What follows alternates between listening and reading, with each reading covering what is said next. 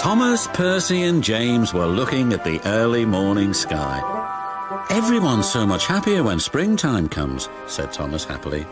"Everyone except the Fat Controller," grumbled James. "He seems to be working us harder than ever. I'm tired of these coastal runs." "He just wants everything to be ready for the holidays," replied Percy. "Anyway, salty air makes me all cheerful in my smoke box." "Ha!" snorted James. "It's the countryside that really gets me fired up. It's the only place to be." And he puffed away to collect his fuel trucks from the docks. Thomas and Percy had to take some empty trucks to the scrapyards. As they were shunting their trucks into a siding, they saw an old coach.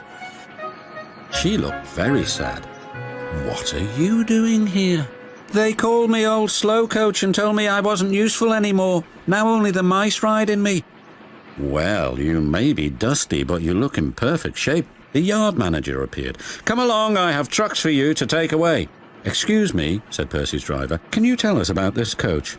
"Old slow coach, she's been here for years. She'll be broken up when we find the time," he replied.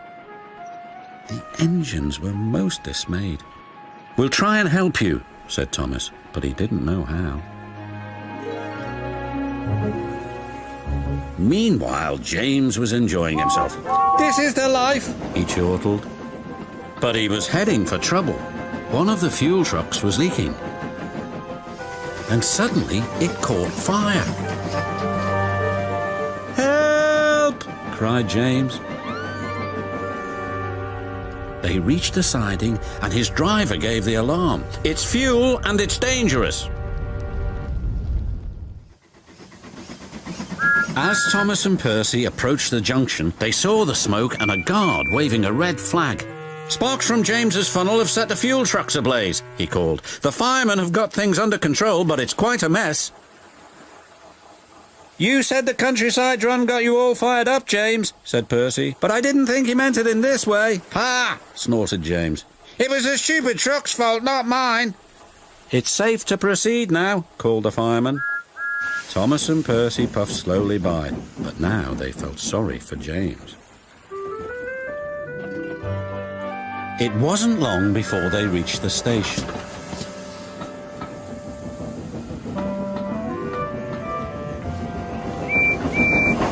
Later, as they were having a long drink at the water towers, they suddenly heard a commotion.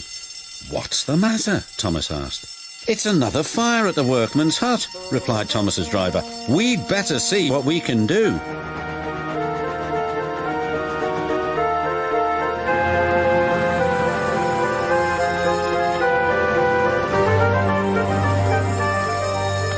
The fire engines arrived, but they had a big problem.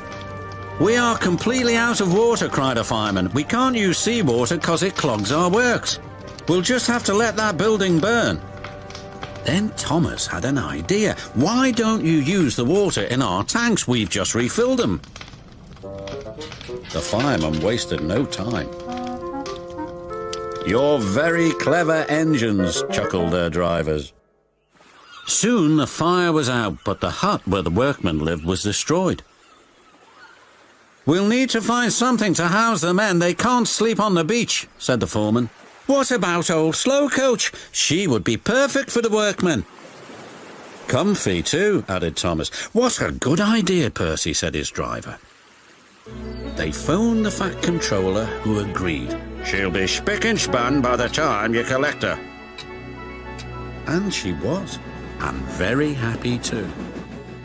"I can't thank you enough," she said. "I feel splendid." The engines buffered up to her, and she set off happily for her new home. Everyone agreed there was nothing old or slow about Coach, and she will always be really useful indeed.